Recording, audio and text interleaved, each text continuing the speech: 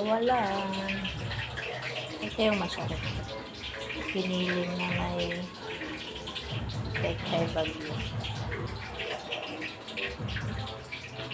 Yan lang kasi masyadong baka masira lang. Kakaunti lang kami kakain. Ito nga, baka hindi ko rin yan matikman. Kasi bawal ako. Ito lang ang pwede kong kainin. Yan, at saka yan. No rice guys, no rice. No rice. Ito ang pinaka-rice ko ngayon. Kasi ayaw kong mag-itlog.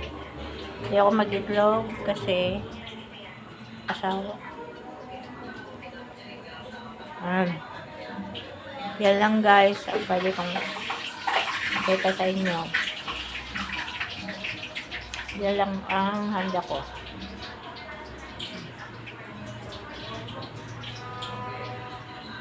Thank you.